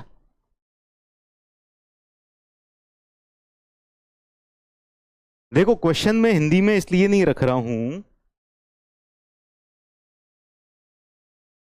क्वेश्चन में हिंदी में इसलिए नहीं रख रहा हूं कि आपको कम से कम डीपीपी में 20 क्वेश्चन मिलते हैं, हिंदी में मिलते हैं, उसका हिंदी का आप इंग्लिश भी देखा करो कि इंग्लिश भी तो थोड़ी अच्छी हो आपकी, ठीक है ना। जो आपके वीकली टेस्ट आते हैं, वीकली टेस्ट में भी 20 क्वेश्चन आते हैं। हर हफ्ते आपको कितने क्वेश्चन मिलते हैं? 5 × 20, 100 क्वेश्चन तो आपको डीपीपी में मिलते हैं, ठीक है। फिर एक वीकली टेस्ट में 20, हर हफ्ते every week you get 120 questions. 4 हफ्ते ये सब्जेक्ट चल रहा है ना, 480 क्वेश्चन आपको हिंदी और इंग्लिश दोनों में मिले हैं। तो आप जब हिंदी और इंग्लिश दोनों पढ़ रहे हो तो हिंदी वाली टर्म्स का मतलब इंग्लिश में भी तो देखो ना। आपको नहीं पता होना चाहिए इंग्लिश का मतलब उन शब्दों का, उन चीजों का। आपके लिए एक अपॉर्चुनिटी है, पढ़ो उनको, इंग्लिश में भी पढ़ो, इंग्लिश में भी तो मीनिंग पता होना चाहिए उन चीजों का। वही सारी चीजें तो यहां पर हैं। सिंपल तो है थीटा एलिमिनेट करना, हाँ इसमें कोई इतनी ज्यादा मुश्किल नहीं है, लेकिन क्यों करें, बता दिया आपको, करके भी क्या फायदा होगा, कर दें। थीटा एलिमिनेट करना कोई मुश्किल काम नहीं है, कर सकते हैं एलिमिनेट। ये वाला ज्यादा डेरिवेशन मुश्किल नहीं है, लेकिन चलो कर देते हैं।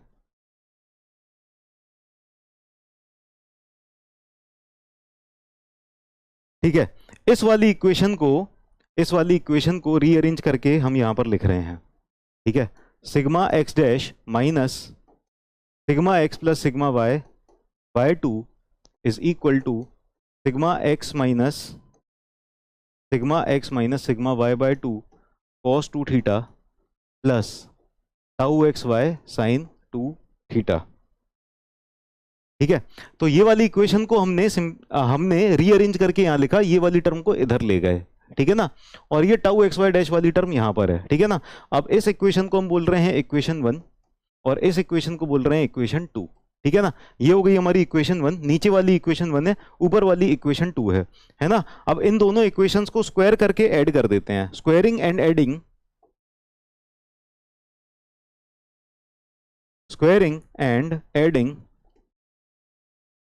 Equation 1 and equation 2, squaring and adding equation 1 and equation 2। तो इस वाली इक्वेशन को स्क्वायर किया और इस वाली इक्वेशन को स्क्वायर किया और दोनों को ऐड किया। ठीक है, जब स्क्वायर करेंगे तो क्या आ जाएगा, सिग्मा एक्स माइनस ये वाली टर्म का स्क्वायर प्लस ये वाली टर्म का स्क्वायर। अगले पेज पर लिखते हैं, तो ये वाली टर्म का पहली वाली टर्म का स्क्वायर क्या आ गया, सिग्मा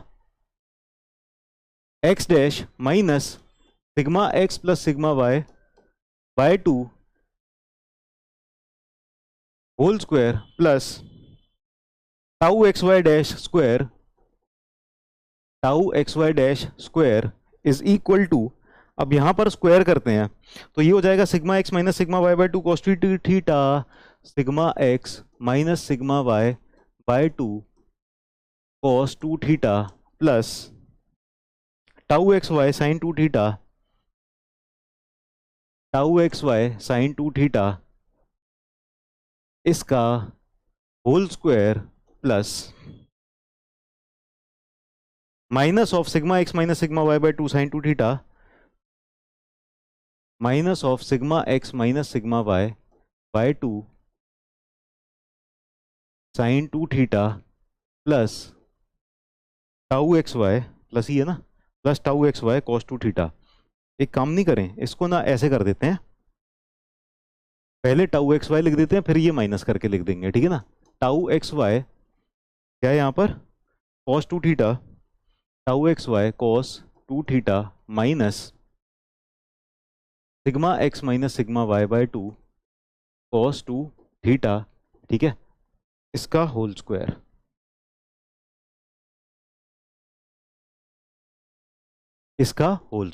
ठीक है ना, अब स्क्वायर करते हैं इसको, लेट अस स्क्वायर।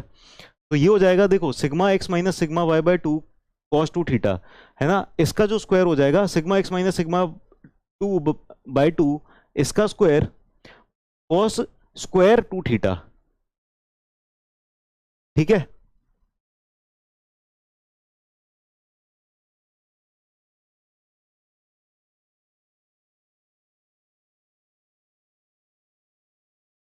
ये साइन 2 थीटा हो जाएगा। ठीक है ना, तो इसका स्क्वायर कॉस स्क्वायर 2 थीटा है ना, प्लस अब ये जो माइनस है जब इसका स्क्वायर करेंगे तो ये प्लस आ जाएगा, प्लस इसका स्क्वायर साइन स्क्वायर 2 थीटा। ठीक है ना, तो इसमें से sigma x minus sigma y by 2 का होल स्क्वायर कॉमन आ जाएगा। Sigma x minus sigma y by 2 whole square common आ जाएगा। ब्रैकेट में क्या बचेगा, cos square theta plus sine square theta. Bracket में बचा cos square theta, cos square 2 theta plus sine square 2 theta. ठीक है, फिर इसका स्क्वायर प्लस इसका स्क्वायर। ठीक है, तो ये हो जाएगा प्लस, अब यहां पर देखो tau square tau x y square और साइन स्क्वायर 2 थीटा, यहां पर हो जाएगा tau x y square cos square 2 theta. तो टाउ एक्स वाई का स्क्वायर कॉमन आ जाएगा इन दोनों में से, टाउ एक्स वाई का स्क्वायर कॉमन आ जाएगा। ब्रैकेट में बचेगा sine square 2 theta plus cos square 2 theta, sine square 2 theta plus cos square 2 theta. ठीक है, ये आ गया प्लस, यहां पर क्या आ जाएगा 2 this term 2 into this 2 into A into B. ठीक है ना, 2 इंटू क्या आ जाएगा sigma x minus sigma y by 2 cos 2 theta into tau x y sine 2 theta. ठीक है, यहां पर क्या आ जाएगा, ये माइनस आएगा, minus 2 into tau x y cos 2 theta into sigma x minus sigma y by 2 sine 2 theta, sine 2 theta. ठीक है ना, अब आप देखो ये वाली टर्म और ये वाली term, just look at this term, ये पूरी टर्म देखो और ये पूरी टर्म देखो, क्या ये दोनों टर्म सेम है? देखो 2 यहां पर भी है, 2 यहां पर भी है, टाउ एक्स वाई यहां पर भी है, टाउ एक्स वाई यहां पर भी है, sigma x minus sigma y by 2 यहां पर भी है, sigma x minus sigma y by 2 यहां पर भी है, cos 2 थीटा यहां पर भी है, cos 2 थीटा यहां पर भी है, sin 2 थीटा यहां पर भी है, sin 2 थीटा यहां पर भी है। तो this term is equal to this term, ये दोनों टर्म एक जैसी हैं और इनको आपस में कैंसिल आउट कर सकते हैं। Will cancel out these two terms, इन दोनों टर्म्स को कैंसिल आउट कर दिया। ठीक है, बचा क्या हमारे पास, बचा हमारे पास ये sigma x minus sigma y whole square by 2 है ना, ये cos square 2 theta plus sine square 2 theta, ये हो गया 1, इन दोनों का समीशन क्या हो गया, ये हो गया 1 है ना, और इन दोनों का समीशन हो गया, ये हो गया 1। ठीक है ना, जब ये दोनों 1 हो गए तो हमारे पास जो फाइनल इक्वेशन बची, फाइनल इक्वेशन क्या बची, ये बची sigma x dash minus sigma x plus sigma y by 2 whole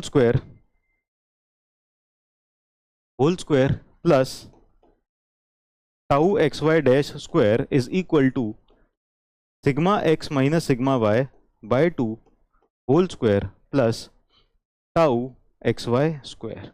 ठीक है, बहुत ज़्यादा कुछ समझ में आ गया होगा ना आप लोगों को।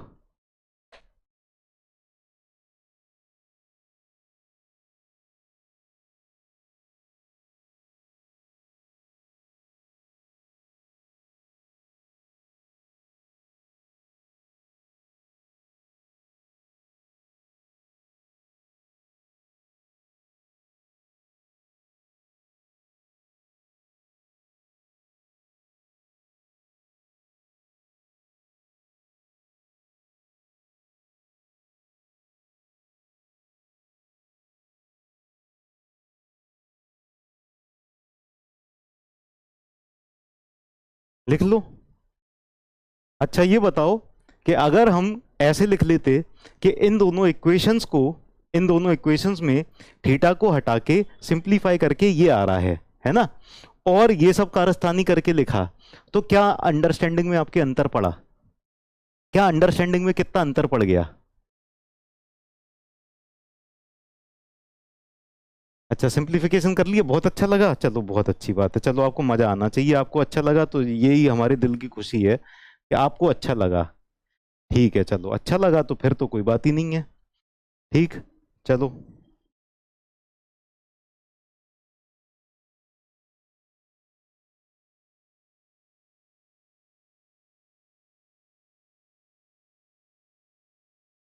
तो फाइनली हमारे पास ये एक्सप्रेशन आ गई। ठीक है, finally we got this expression.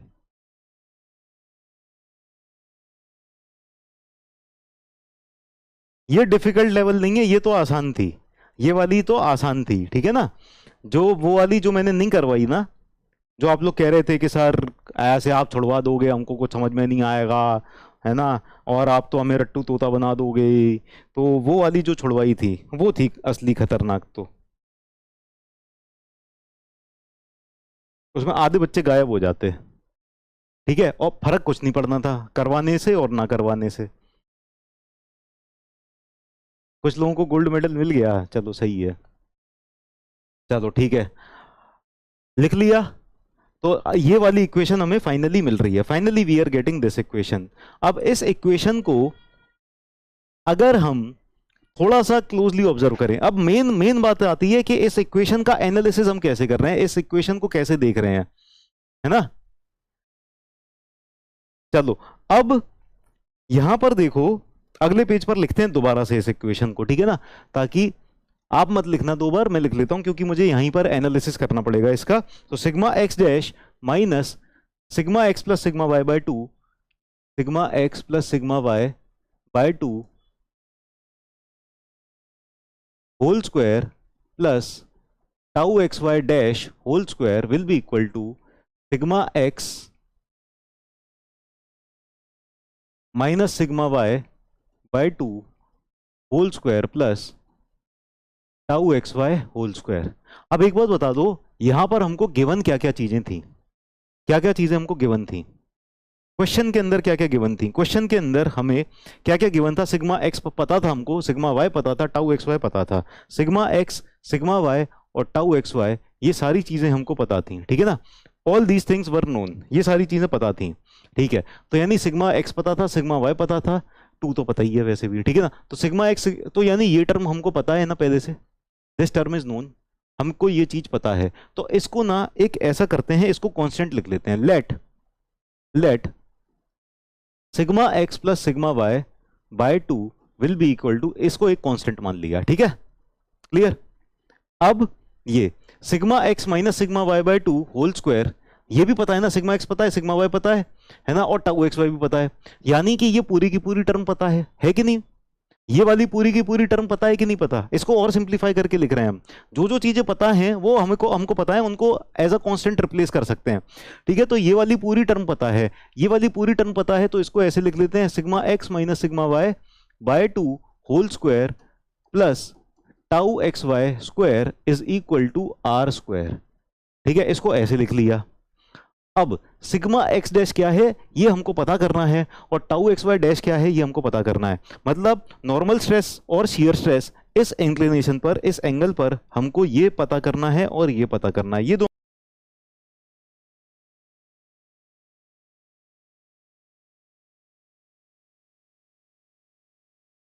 करनी है। तो ये क्या हो गए, हमारे वेरिएबल हो गए, ठीक है ना। तो सिग्मा एक्स डैश हमारा वेरिएबल है, लेट अस से इसको एक्स से रिप्लेस कर दिया, और टाउ सिग्मा एक्स डैश क्या हो जाएगा, सिग्मा एक्स डैश हो जाएगा हमारे पास एक्स माइनस ये वाली टर्म क्या हो जाएगी, सी हो जाएगी, सी, तो x minus c whole square plus tau x y dash हमारे पता है, हमने वाई से रिप्लेस कर दिया, तो ये हो जाएगा y square is equal to, ये हो जाएगा हमारे पास ये पूरी टर्म, ये आर स्क्वायर हो जाएगी, ठीक है।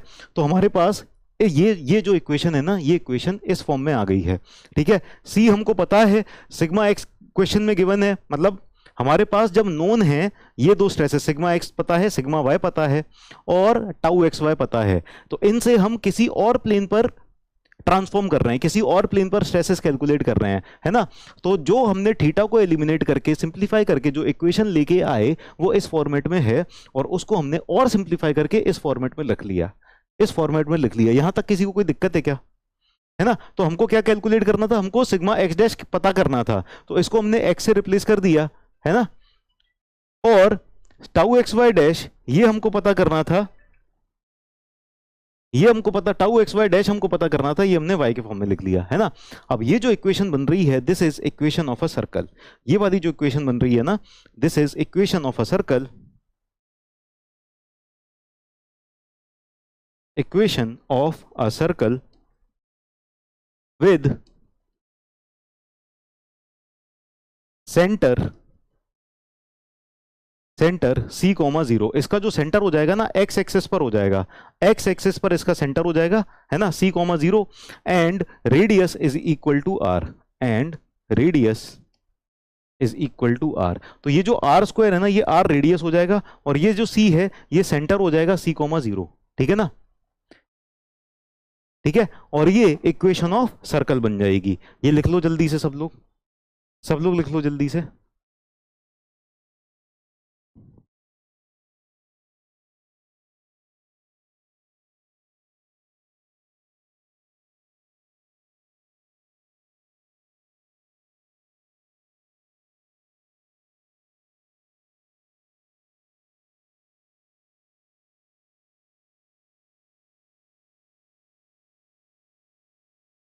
डन, ठीक है, बहुत ही बढ़िया, सबने लिख लिया।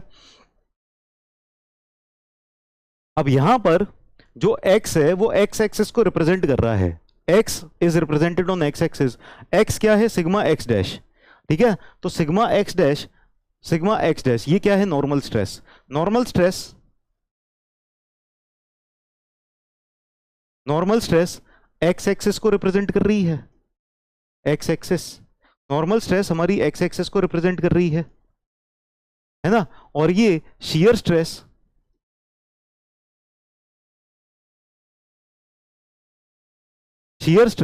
y एक्सिस को रिप्रेजेंट कर रही है, y एक्सिस। तो शियर स्ट्रेस हमारी हो जाएगी y एक्सिस पे रिप्रेजेंटेड, और नॉर्मल स्ट्रेस हो जाएगी हमारी x एक्सिस पर रिप्रेजेंटेड, है ना। शियर स्ट्रेस y एक्सिस पर रिप्रेजेंटेड हो जाएगी, नॉर्मल स्ट्रेस x एक्सिस पर रिप्रेजेंटेड हो जाएगी, ठीक है।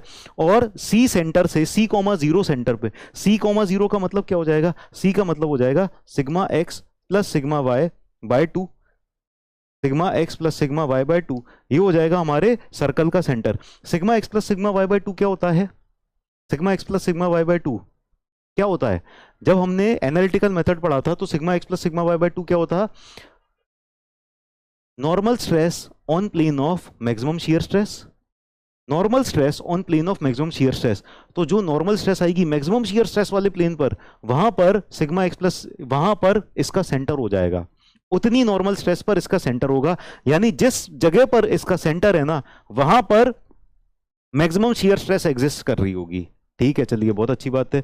और रेडियस ये हो जाएगा, this term will be radius. ये भी दिखी हुई सी लग रही थी, ये भी दिखी हुई सी लग रही थी, हाँ या ना, दिखी हुई सी लग रही थी, अभी और ज्यादा दिखी हुई लगेगी, और ज्यादा। ये किसके बराबर है, मैक्सिमम शियर स्ट्रेस के स्क्वायर के बराबर है कि नहीं है। इसका अंडर रूट कर दिया जाए तो ये मैक्सिमम शियर स्ट्रेस है कि नहीं है। केस 2 में देखो, टाउ मैक्स का फॉर्मूला ये है ना। इसका अगर रूट कर दिया जाए दोनों तरफ, तो इससे हम ये कह सकते हैं कि radius of Mohr circle will be equal to tau max, maximum shear stress के बराबर हो जाएगा radius of Mohr circle. Yes और नो,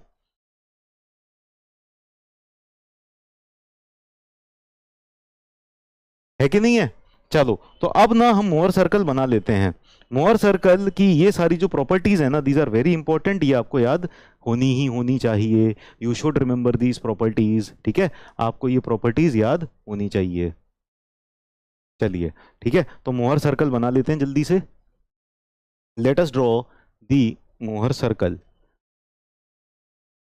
मोहर सर्कल बनाते हैं, ठीक है। मान लो ये हो गया हमारा मोहर सर्कल, ठीक है, ये हो गया हमारा मोहर सर्कल। तो अब इस मोहर सर्कल के ऊपर नॉर्मल स्ट्रेस कहां पर रिप्रेजेंटेड है, नॉर्मल स्ट्रेस ये हो जाएगी सिग्मा x डैश, है ना। और ये x एक्सिस पर नॉर्मल स्ट्रेस रिप्रेजेंटेड है, तो ये हो जाएगी हमारी normal stress axis, normal stress axis, normal stress हो जाएगी x एक्सिस पर। और टाउ xy डैश, ये हो जाएगी हमारी shear stress axis.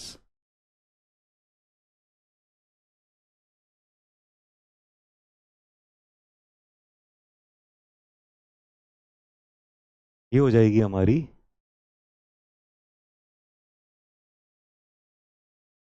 Shear stress axis, ठीक है। तो this is normal stress axis sigma x dash, ये हो जाएगी शियर स्ट्रेस एक्सिस, ठीक है, टाउ xy डैश। अब नॉर्मल स्ट्रेस आप ये देखो, ज्यादा से ज्यादा नॉर्मल स्ट्रेस, मैक्सिमम जो नॉर्मल स्ट्रेस आएगी वो यही आएगी ना, इससे ज्यादा तो नॉर्मल स्ट्रेस जा नहीं सकती, कि यहां पर नॉर्मल स्ट्रेस ज्यादा है, यहां पर नॉर्मल स्ट्रेस ज्यादा है कि यहां पर ज्यादा है, यहां पर ज्यादा है। नॉर्मल स्ट्रेस कहां दिख रही है, एक्स एक्सिस पर। तो एक्स एक्सिस की जो मैक्सिमम वैल्यू है वो यहां पर आ रही है कि नहीं आ रही है, एक्स एक्सिस की मैक्सिमम वैल्यू यहां पर आ रही है ना। तो ये वाली स्ट्रेस कौन सी हो जाएगी, ये मेजर प्रिंसिपल स्ट्रेस नहीं हो जाएगी, this is sigma one major principal stress, हो जाएगी नहीं हो जाएगी, ठीक है। और अगर आप एक्स एक्सेस की देखो, सबसे कम से कम वैल्यू, सबसे कम से कम वैल्यू नॉर्मल स्ट्रेस की, सबसे कम से कम वैल्यू वो यहां पर आ रही है, यहां पर सबसे कम से कम वैल्यू आ रही है, इससे कम वैल्यू नॉर्मल स्ट्रेस की कहीं है ही नहीं, तो ये वाली जो स्ट्रेस हो जाएगी, क्या ये minor principal stress sigma two नहीं हो जाएगी? मेजर प्रिंसिपल स्ट्रेस पर बताओ शियर स्ट्रेस की क्या वैल्यू है? शियर स्ट्रेस वाई एक्सिस पर है, वाई एक्सिस तो यहां पर जीरो है ना, वाई एक्सिस यहां पर जीरो है, तो यहां पर जहां पर मेजर प्रिंसिपल स्ट्रेस आ रहा है वहां पर शियर स्ट्रेस जीरो है, जहां पर माइनर प्रिंसिपल स्ट्रेस आ रहा है वहां पर भी शियर स्ट्रेस जीरो है। किसी भी और नॉर्मल स्ट्रेस की वैल्यू पर, किसी भी और नॉर्मल स्ट्रेस की वैल्यू पर शियर स्ट्रेस की वैल्यू कुछ ना कुछ तो रहेगी, कुछ ना कुछ तो रहेगी, किसी भी और नॉर्मल स्ट्रेस की वैल्यू पर शियर स्ट्रेस कुछ ना कुछ है, ठीक है। लेकिन जहां पर मेजर प्रिंसिपल स्ट्रेस है, जहां पर माइनर प्रिंसिपल स्ट्रेस है, वहां पर शियर स्ट्रेस जीरो है, ठीक है ना। अब आप ये बताओ कि इस सर्कल का सेंटर कहां पर पड़ेगा? सिग्मा वन और सिग्मा टू के एकदम बीचों बीच में पड़ेगा कि नहीं पड़ेगा?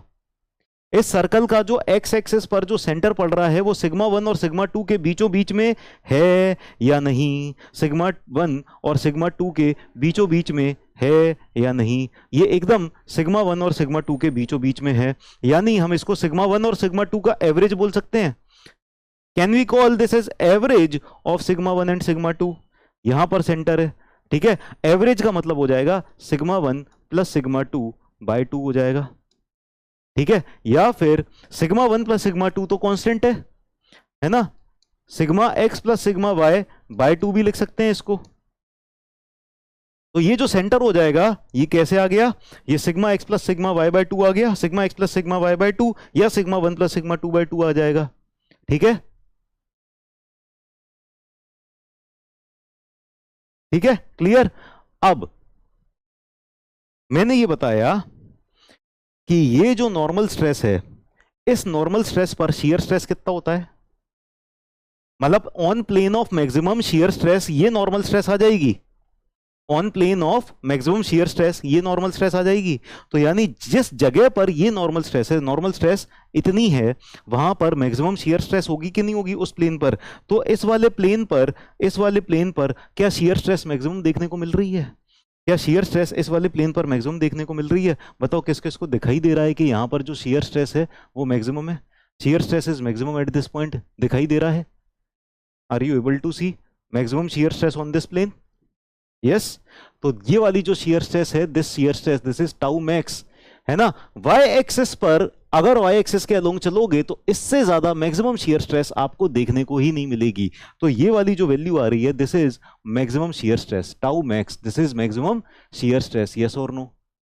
ये मैक्सिमम शियर स्ट्रेस आ गई, this is maximum shear stress, yes, ठीक है। ये मैक्सिमम शियर स्ट्रेस आ गई। अब जिस प्लेन पर ये मैक्सिमम शियर स्ट्रेस आ रही है वहां पर नॉर्मल स्ट्रेस की क्या वैल्यू है? नॉर्मल स्ट्रेस एक्स डायरेक्शन में स्ट्रेस देखो, ये है sigma x plus sigma y by two या sigma one plus sigma y by two, yes और नो? ठीक है ना। अब क्या हम कह सकते हैं कि टाउ मैक्स इस मोहर सर्कल के रेडियस के बराबर है? Tau max maximum shear stress मोहर सर्कल के रेडियस के बराबर है कि नहीं है? ये वाली वैल्यू क्या आती है? ये टाउ मैक्स के बराबर आती है, और ये क्या हो गया? रेडियस ऑफ मोहर सर्कल हो गया, ठीक है ना। This is radius of Mohr circle, radius of Mohr circle. तो tau max is equal to radius of Mohr circle, tau max हमारा रेडियस ऑफ मोहर सर्कल के बराबर है। अगर रेडियस ऑफ मोहर सर्कल हम यहां से कैलकुलेट करें तो ये जो डायमीटर आ रहा है, ये जो डायमीटर आ रहा है, ये डायमीटर कितना आ रहा है? Sigma one minus sigma to कर देंगे तो ये डायमीटर नहीं मिल रहा, sigma one minus sigma to कर देंगे तो ये डायमीटर मिल रहा है, और डायमीटर का आधा कर देंगे तो रेडियस मिल जाएगा। तो tau max sigma one minus sigma two by two हो जाएगा। टाउ मैक्स क्या हो जाएगा? Sigma one minus sigma two by two. Tau max will be equal to sigma one minus sigma two by two, ऐसे मिल गया, yes और no? समझ में आ गया? क्लियर है? तो मोहर सर्कल के ऊपर हमने इतनी सारी चीजें तो पढ़ ली अभी, है ना। थोड़ी बहुत और चीजें हैं वो कल की क्लास में कर लेते हैं। मोहर सर्कल में कोई डाउट तो नहीं है? ये बताओ आपको समझ में आया मोहर सर्कल? जो कुछ भी हमने समझाया अभी तक, मोहर सर्कल में क्या क्या समझा दिया?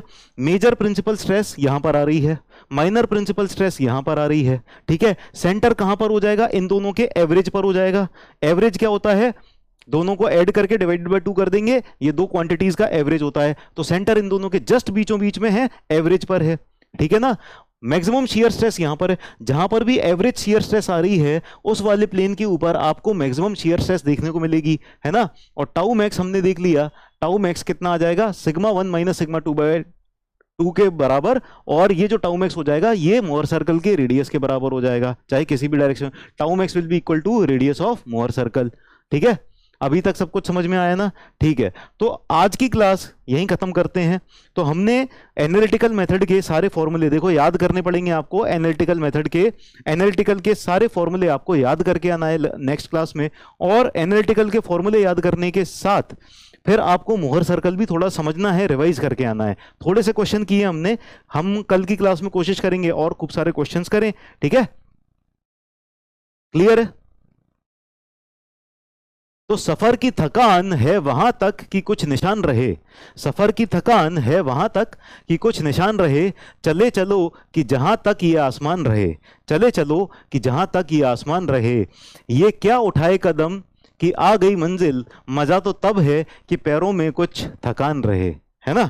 मंजिल भी बहुत आसानी से मिल जाए तो उसमें इतना मजा नहीं आता, जितनी मुश्किलों के बाद, हार्ड वर्क के बाद, मेहनत के बाद जब मंजिल मिलती है ना, तो उसका मजा ही कुछ और होता है कि नहीं? ठीक है, तो मेहनत करेंगे, हार्डवर्क करेंगे और अपनी सफलता हासिल करेंगे। मिलते हैं अगली क्लास में। Bye bye, take care, see you in the next class.